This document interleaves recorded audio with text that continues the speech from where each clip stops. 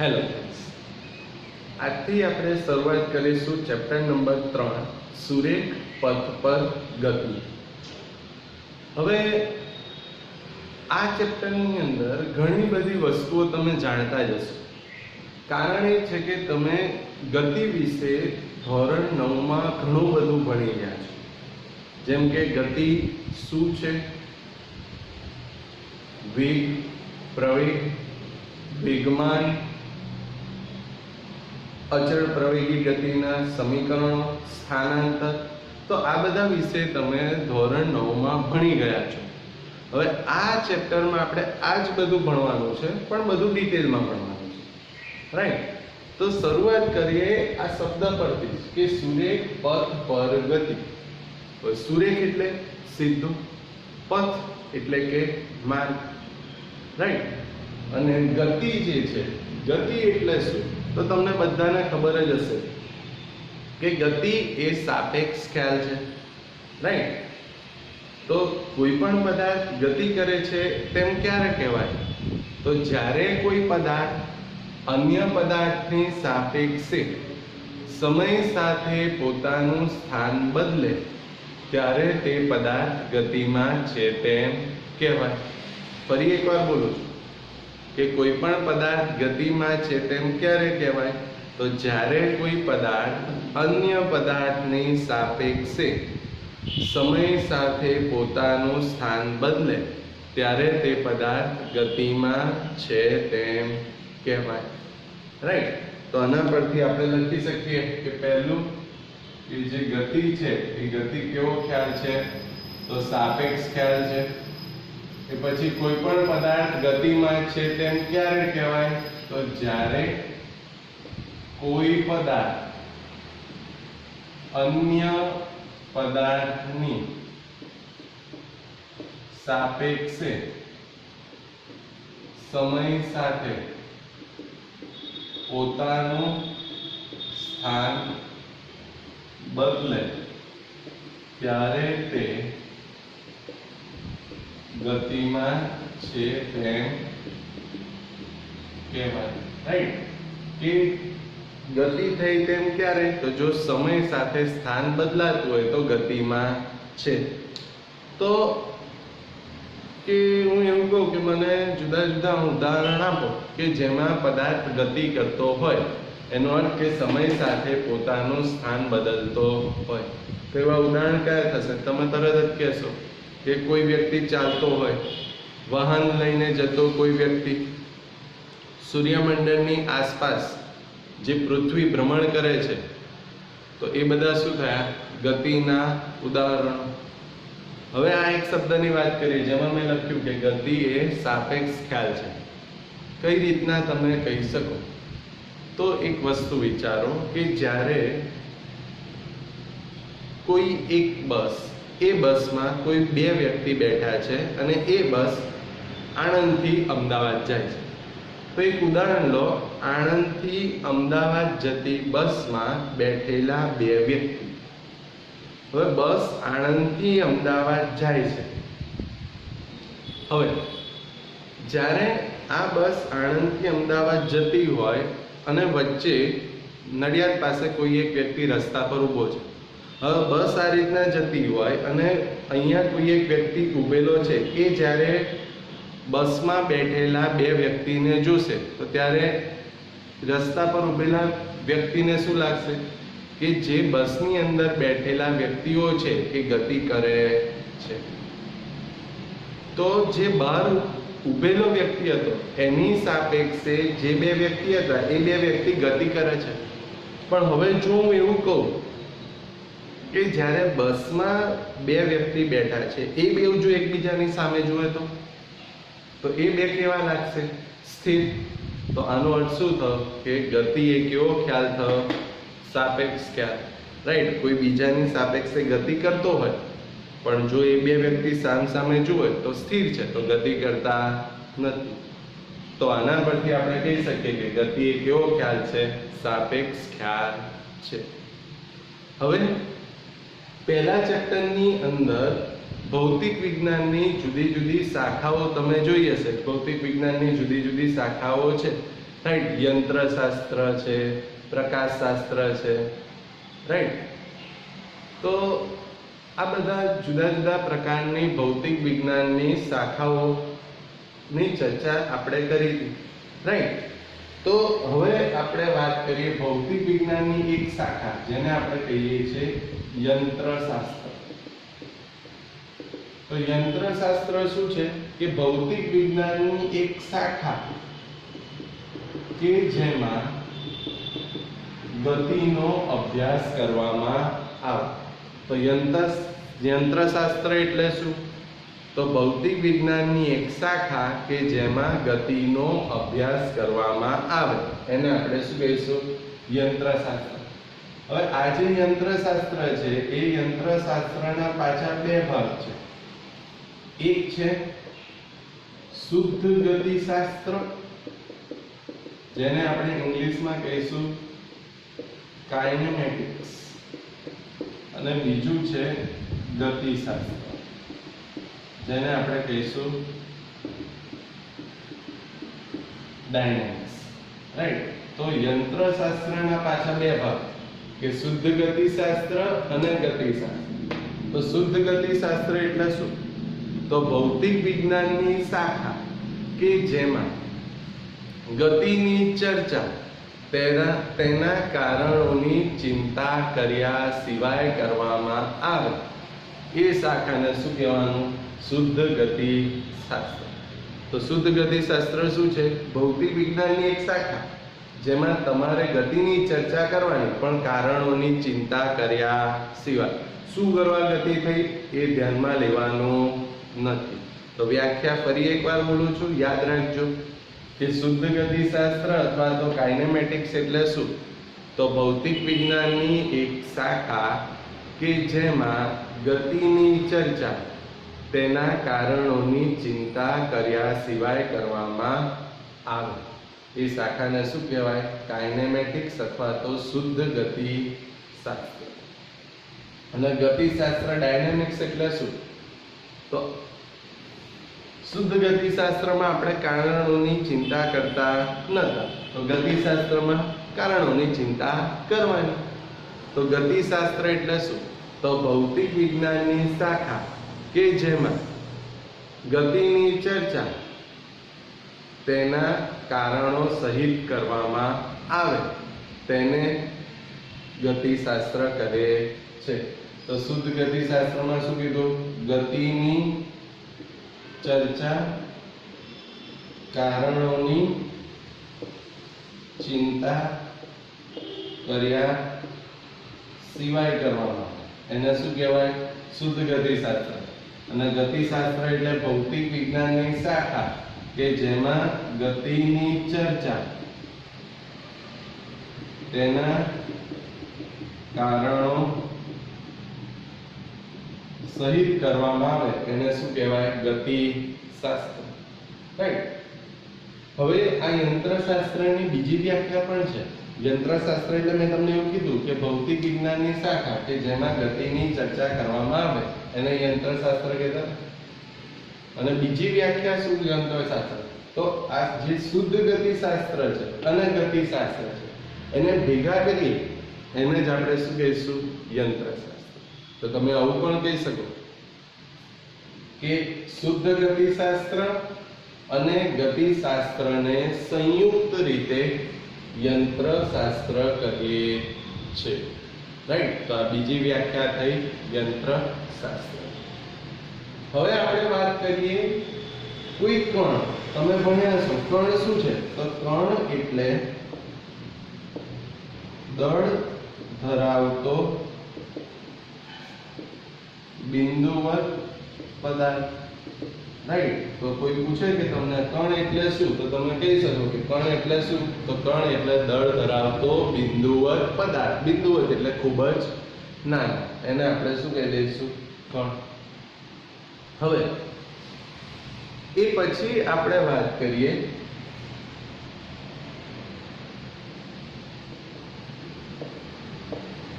નિર્દેશ ફ્રેમ. હવે નિર્દેશ ફ્રેમ એટલે શું? તો હું તમને એવું કહું કે તમે આણંદ રેલવે સ્ટેશનના પ્લેટફોર્મ પર ઊભા છો. હવે તમે જ્યારે આણંદ રેલવે સ્ટેશનના પ્લેટફોર્મ પર ઊભા કોઈ ટ્રેન જતી હોય એનું અવલોકન કરો, તો જે તમારું સ્થાન છે જ્યાંથી તમે અવલોકન કરો છો એ સ્થાનને શું કહેવાય? નિર્દેશ ફ્રેમ. રાઈટ. તો નિર્દેશ ફ્રેમ એટલે શું? તો જ્યાંથી અવલોકન કરવામાં આવે તે સ્થળને આપણે શું કહી દઈશું? નિર્દેશ ફ્રેમ. જો તમે જમીન પર ઊભા રહીને અવલોકન કરો તો તમારા માટે નિર્દેશ ફ્રેમ શું થઈ? જમીન. રાઈટ. તમે 5 ફૂટ ઊંચાઈના ટેબલ પરથી અવલોકન કરો તો તમારા માટે નિર્દેશ ફ્રેમ શું થયું? ટેબલ. તો નિર્દેશ ફ્રેમ એટલે શું? તો જ્યાંથી અવલોકન કરવામાં આવે તે જગ્યા, એને જ આપણે શું કહી દઈશું? નિર્દેશ ફ્રેમ. રાઈટ. એ પછી આપણે વાત કરીએ કે જ્યારે હું એવું કહું કે કોઈ પદાર્થ જે છે એ પદાર્થ ખાલી x અક્ષ પર ગતિ કરતો હોય. રાઈટ. તમને ખબર જ છે જુદી જુદી અક્ષ વિશે કે આ જે છે આને આપણે શું કહી દઈએ છીએ? આ x અક્ષ છે. આ જે છે આને આપણે શું કહી દઈએ છીએ? y અક્ષ. અને આ જે છે એને આપણે શું કહી દઈએ છીએ? z અક્ષ. રાઈટ. તો ટોટલ 3 અક્ષ છે. હવે હું તમને એવું કહું, મને કોઈ પદાર્થ યા તો હું એવું કહું કોઈ કણ છે. આપણે વાત કરી કણ એટલે દળ ધરાવતો બિંદુવત પદાર્થ. હવે જો કોઈ કણ ત્રણેયમાં ગતિ કરે, x y અને z ત્રણેયમાં ગતિ કરે, મારે એના નામ એ કણના યામ લખવા હોય તો કણના યામ શું થશે? તો આવું લખાય કે જો કણ ગતિ કરે તો કણના યામ x y અને z લખાય કે નહીં? રાઈટ. એ કોઈ બી કણ જો x y અને z ત્રણેય અક્ષમાં ગતિ કરે તો કણના યામ શું થયા? જે તમે ધોરણ 9 અને 10 માં લખતા હતા, કૌંસની અંદર x, y z. તો આની પરથી આપણે એવું કહી શકીએ જે ગતિ થાય છે એ ગતિ કાં તો એક પરિમાણમાં હોય, કાં તો દ્વિપરિમાણમાં હોય, કાં તો ત્રિપરિમાણમાં પણ હોય. રાઈટ. તો ગતિના પાછા 3 ભાગ થાય: એક પરિમાણમાં ગતિ, દ્વિપરિમાણમાં ગતિ અને ત્રિપરિમાણમાં ગતિ. હવે આ શું કે એક પરિમાણમાં ગતિ, દ્વિપરિમાણમાં ગતિ અને ત્રિપરિમાણમાં ગતિ શું? તો એક પરિમાણ એટલે ખાલી એક જ અક્ષ, દ્વિપરિમાણ એટલે 2 અક્ષ અને ત્રિપરિમાણ એટલે 3 અક્ષ. તો એક પરિમાણમાં ગતિ ક્યારે કહેવાય? તો હું એવું કહું કે જો કોઈ પદાર્થ ખાલી x અક્ષ પર જ ગતિ કરે, આ x અક્ષ છે. રાઈટ. આ x અક્ષ પર જ કોઈ પદાર્થ યા તો કણ ગતિ કરે તો એ કેટલા પરિમાણમાં ગતિ કરે છે તેમ કહેવાય? એક પરિમાણ. ખાલી y અક્ષ પર ગતિ કરે તો પણ એક પરિમાણ. ખાલી z અક્ષ પર ગતિ કરે તો પણ એક પરિમાણ.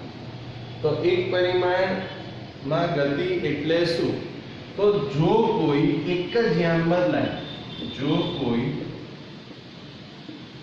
એક જ યામ બદલાય તો આપણે કેટલા પરિમાણમાં ગતિ કહીશું? એક પરિમાણમાં ગતિ. એટલે કે ખાલી x બદલાય, ખાલી y બદલાય કે ખાલી z બદલાય. જો આ x, y અને z માંથી કોઈ પણ એક યામ બદલાય તો આપણે એક પરિમાણમાં ગતિ કહીશું. એ પછી દ્વિપરિમાણમાં ગતિ એટલે શું? તો જો કોઈ 2 યામ બદલાય, કોઈ 2 યામ એટલે કાં તો x y 2 યામ, કાં તો y z અને કાં તો x z. એટલે કે 3 યામમાંથી જો કોઈ 2 યામ બદલાય તો કેટલા પરિમાણમાં ગતિ કહેવાશે? દ્વિપરિમાણ. અને ત્રિપરિમાણમાં એટલે શું? જો 3 યામ બદલાય તો કેટલા પરિમાણમાં ગતિ કહેવાય? ત્રિપરિમાણમાં. એટલે જો x, y અને z માંથી કોઈ એક બદલાય તો એક પરિમાણમાં ગતિ, જો 2 યામ બદલાય તો દ્વિપરિમાણમાં ગતિ, અને જો 3 યામ બદલાય તો ત્રિપરિમાણમાં ગતિ છે એમ કહેવાય. રાઈટ. તો હવે એક પરિમાણમાં ગતિ શું થઈ? હું તમને એવું કહું, તમે સાયકલ લઈને સીધા રસ્તે જાઓ. હવે જો તમે સાયકલ પર સીધા રસ્તે જાઓ એટલે એક જ અક્ષ થઈ કે નહીં? ખાલી x જ. તો કેટલા પરિમાણમાં ગતિ થઈ? એક પરિમાણમાં. એટલે હું તમને એવું પૂછું કે સીધા માર્ગે જો કોઈ વાહન ગતિ કરે તો એ કેટલા પરિમાણમાં ગતિ છે તેમ કહેવાય. તો કેટલા પરિમાણમાં થશે? એક પરિમાણ. તો એક પરિમાણમાં થતી ગતિનું ઉદાહરણ શું? તો સીધા રસ્તા પર જતું કોઈ વાહન, એ એક પરિમાણમાં ગતિનું ઉદાહરણ થઈ ગયું. દ્વિપરિમાણમાં ગતિનું ઉદાહરણ શું? તો પહેલા એક પરિમાણનું ઉદાહરણ લખી લે કે શું? તો સીધા રસ્તા પર જતું વાહન, એક પરિમાણમાં ગતિ થઈ. દ્વિપરિમાણમાં ગતિનું ઉદાહરણ શું? તો બે આમ બદલાવા જોઈએ. તો તમે કેરમ રમતા હો તો કેરમ આ રીતની છે. તો જ્યારે તમે કેરમમાં સ્ટ્રાઇકરની મદદથી જ્યારે તમે કોઈ કુકરીને મારો છો, કુકરી આમ ગમે ત્યાં જશે, જ્યાં જાય. તો એ કેટલા પરિમાણમાં ગતિ કરે છે? જુઓ, આ x અક્ષ થઈ ગઈ, આ x અક્ષ, રાઈટ, અને આ કઈ અક્ષ થઈ ગઈ? તો આ y અક્ષ થઈ ગઈ. તો એના કયા આમ બદલાય? x અને y આમ. તો જ્યાં કેરમ બોર્ડની જે કુકરી છે એની ગતિ કેટલા પરિમાણમાં થઈ? x અને y. એટલે એના x અને y આમ બદલાય, તો બે આમ બદલાય. તો કેટલા પરિમાણમાં ગતિ થઈ? દ્વિપરિમાણ. તો દ્વિપરિમાણમાં થતી ગતિનું ઉદાહરણ શું? તો કેરમ બોર્ડની કુકરીની ગતિ એ શેમાં થઈ ગઈ? દ્વિપરિમાણ. હવે વાત થઈ ત્રણેય યામ બદલાય એટલે કે ત્રિપરિમાણમાં ગતિ. એનું ઉદાહરણ શું? તો ત્રણેય યામ બદલાય એટલે ગમે ત્યાં ગતિ કરતું હોય. તો એવું શું? તો એવું કીધું પતંગિયાની ગતિ. રાઈટ, કારણ કે તમે હવામાં ઉડતો પતંગિયું જોયું હશે, ઉપર નીચે આગળ પાછળ ગમે ત્યાં ગતિ કરે. રાઈટ, તો એના પરિમાણ કેટલા થાય? ત્રણેય યામ બદલાય, x, y અને z ગમે ત્યાં. તો આ વાત થઈ એક પરિમાણ, દ્વિપરિમાણ અને ત્રિપરિમાણમાં ગતિ. ફરી એકવાર કહું, જો એક યામ બદલાય તો એક પરિમાણમાં ગતિ, સીધા માર્ગ પર જતું કોઈ વાહન. જો બે યામ બદલાય તો દ્વિપરિમાણમાં ગતિ, કેરમ બોર્ડની કુકરીની ગતિ.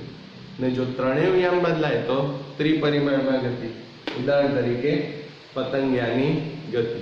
રાઈટ, તો આપણે આમ જે જોયું એમાંથી ક્વેશ્ચન કેવા પૂછાય? તો અહીંયા આગળ ખાલી જગ્યા કે ગતિ ખાલી જગ્યા ખ્યાલ છે તો સાપેક્ષ. બીજું, પદાર્થ ગતિમાં છે તેમ ક્યારે કહેવાય?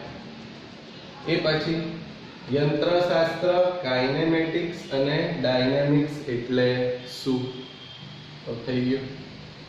પછી અહીંયા આગળ કણ એટલે શું? એ પછી એક પરિમાણ, દ્વિપરિમાણ અને ત્રિપરિમાણમાં થતી ગતિ સમજાવી તેનું ઉદાહરણ આપો. રાઈટ, તો તમે આ ઉદાહરણ આપી શકો. રાઈટ, એ પછી આપણે વાત કરીએ પથ લંબાઈ.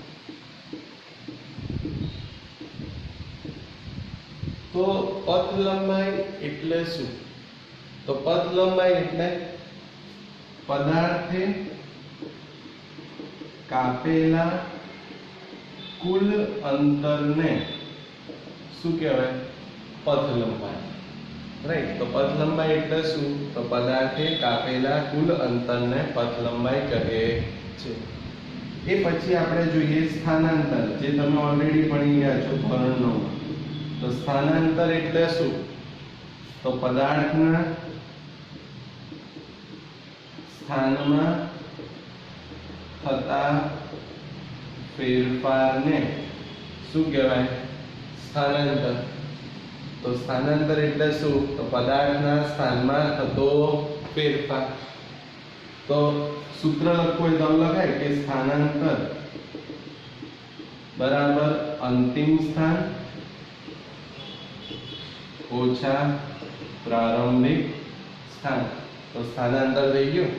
આ તમારે વ્યાખ્યાઓ છે જે આપણે ફરી એકવાર ભણીએ છીએ, યાદ કરીએ છીએ, જે ધોરણ 9 માં ભણ્યા કે પથ લંબાઈ એટલે શું? તો પદાર્થે કાપેલું કુલ અંતર. સ્થાનાંતર એટલે શું? તો પદાર્થના સ્થાનમાં થતો ફેરફાર. તો સ્થાનાંતરનું સૂત્ર શું થાય? અંતિમ સ્થાન ઓછા પ્રારંભિક સ્થાન. એ પછી વેગ એટલે શું એ યાદ કરી લઈએ. તો વેગ એટલે શું? તો સ્થાનાંતર અને સમયના ગુણોત્તરને શું કહેવાય? વેગ. અથવા તો તમે આવું પણ કહી શકો કે એકમ સમયમાં થતા સ્થાનાંતરને શું કહેવાય? વેગ કહે છે. એટલે આપણે આવું ભણ્યા હતા કે વેગ બરાબર સ્થાનાંતર ભાગ્યા સમય, રાઈટ? તો આ વાત થઈ વેગ. કે વેગ એટલે શું? એકમ સમયમાં થતો સ્થાનાંતર, એને શું કહેવાય? વેગ. તો વેગ બરાબર શું થશે? સ્થાનાંતર ભાગ્યા સમય. વેગના એકમ અને પારિમાણિક સૂત્ર વિશે આપણે ઓલરેડી ચેપ્ટર 2 માં વાત કરી. એટલે મારે પૂછવું હોય તમને આવો ક્વેશ્ચન પૂછી શકું કે વેગ એટલે શું? વેગનો એકમ અને પારિમાણિક સૂત્ર જણાવો, રાઈટ? તો વ્યાખ્યા ખબર છે. એકમ જે આપણે ચેપ્ટર 2 માં ભણ્યા મીટર પર સેકન્ડ, અને પારિમાણિક સૂત્ર શું હતું? m0 l1 t-1. તો આ વાત થઈ વેગ. એ પછી ઝડપ એટલે શું? તો ઝડપ એટલે આપણે એવું ભણ્યા હતા કે એકમ સમયમાં પદાર્થે કાપેલું કુલ અંતર, એને જ આપણે શું કહીશું? ઝડપ. તો ઝડપ એટલે શું? તો એકમ સમયમાં પદાર્થે કાપેલું કુલ અંતર. તો કુલ અંતર એટલે તો શું થયું? પથ લંબાઈ. તો ઝડપનું સૂત્ર લખવું હોય તો ઝડપ બરાબર શું થશે? પથ લંબાઈ ભાગ્યા સમય, રાઈટ? તો આ વાત કરી જે તમે ધોરણ 9 માં ભણ્યા હતા એ ફરી એકવાર કે પથ લંબાઈ, કાપેલું કુલ અંતર, સ્થાનાંતર સ્થાનમાં થતો ફેરફાર, વેગ એકમ સમયમાં થતો સ્થાનાંતર એટલે વેગ બરાબર સ્થાનાંતર ભાગ્યા સમય, ઝડપ એટલે એકમ સમયમાં કાપેલું કુલ અંતર એટલે ઝડપ બરાબર કુલ અંતર એટલે શું થાય? પથ લંબાઈ ભાગ્યા સમય. પ્રવેગ એટલે શું? તો પ્રવેગ એટલે આપણે ઓલરેડી વાત કરી કે વેગ અને સમયના ગુણોત્તરને શું કહેવાય? પ્રવેગ. તો જો હું તમને એવું પૂછું પ્રવેગ એટલે શું, તો મેં તમને ચેપ્ટર 2 વખતે પણ વ્યાખ્યા કીધી હતી અને ધોરણ 9 માં પણ તમે ભણ્યા કે પ્રવેગ એટલે શું? તો વેગ અને સમયના ગુણોત્તરને પ્રવેગ કહેવાય. અથવા તો વેગમાં થતા ફેરફારના સમય દરને પણ શું કહેવાય? પ્રવેગ. તો ધોરણ 9 માં વ્યાખ્યા ભણ્યા હતા, રાઈટ? કે પ્રવેગ એટલે શું? તો વેગ અને સમયના ગુણોત્તરને પ્રવેગ કહે છે. અથવા તો વેગમાં થતા ફેરફારના સમય દરને પ્રવેગ કહે છે. તો હું અહીંયા આગળ વ્યાખ્યા લખું છું, જોજો કે પ્રવેગ એટલે શું? તો વેગમાં થતા ફેરફારના સમય દરને ... શું કહેવાય? પ્રવેગ. તો પ્રવેગ એટલે વેગમાં થતા ફેરફારનો સમય દર. તો સૂત્ર લખવું શું થશે? પ્રવેગ બરાબર વેગમાં થતો ફેરફાર ભાગ્યા સમય, રાઈટ? તો પ્રવેગ એટલે શું? તો વેગમાં થતા ફેરફારના સમય દરને પ્રવેગ કહે છે. તો પ્રવેગ બરાબર વેગમાં થતો ફેરફાર ભાગ્યા સમય, રાઈટ? તો મારે ક્વેશ્ચન કેવા પૂછાય? હું તમને આવું પૂછું કે વેગ એટલે શું? વેગનો SI એકમ અને પારિમાણિક સૂત્ર જણાવો. એ જ રીતના અહીંયા આગળ પ્રવેગ. તો પ્રવેગ એટલે શું? પ્રવેગનો SI એકમ અને પારિમાણિક સૂત્ર જણાવો. તો આ આપણે વાત કરી દીધી જે બેઝિક, જે તમે ધોરણ 9 માં ભણ્યા હતા અને 11મા ધોરણમાં પણ આ બધું આવશે, રાઈટ? તો ફરી એકવાર આપણે બધું યાદ કરી લીધું, રાઈટ? કે જે તમે ભણ્યા હતા. તો આ બેઝિક તમને ખબર હોવી જોઈએ, રાઈટ? હવે જે આપણે અહીંયા આગળ ભણ્યા પથ લંબાઈ, સ્થાનાંતર, તો હવે આપણે વાત કરીશું કે આજે મેં લખ્યું કે પથ લંબાઈ અને સ્થાનાંતર જે છે એ સદિશ છે કે અદિશ. તો ફરી એકવાર ધોરણ 9 યાદ કરો. સદિશ એટલે શું? તો જો દિશા અને મૂલ્ય હોય તો સદિશ, અને અદિશ એટલે શું? ખાલી મૂલ્ય હોય. રાઈટ. તો ફરી એકવાર કહું છું, યાદ પણ કરાવું છું કે સદિશ એટલે શું? તો કોઈ પણ ભૌતિક રાશિ હોય એ કાં તો સદિશ હોય કાં તો અદિશ હોય. તો સદિશ ક્યારે આવે? સદિશ. તો જો મૂલ્ય અને દિશા હોય તો સદિશ, અને ખાલી મૂલ્ય હોય તો અદિશ. તો અહીંયા હું લખી શકું, રાઈટ, કે જો અહીંયા જો મૂલ્ય અને દિશા હોય તો એ રાશિ કેવી કહેવાશે? સદિશ. અને જો ફક્ત મૂલ્ય હોય તો કેવી રાશિ કહેવાશે? અદિશ. રાઈટ. તો બે ભૌતિક રાશિ હોય, કાં તો સદિશ ભૌતિક રાશિ હોય કાં તો અદિશ હોય. તો સદિશ ક્યારે આવે? તો જો મૂલ્ય અને દિશા બંને હોય તો સદિશ, અને જો ફક્ત મૂલ્ય હોય તો અદિશ. રાઈટ. તો આ જે બેઝિક છે, જે તમને મેં યાદ કરાયું, અને 11માં પણ આપણે આ બધું જ ફરી એકવાર રિવાઇઝ પણ કરી લીધું, અને બુકમાં પણ તમને આ બધું આપેલું જ છે. Okay, thank you.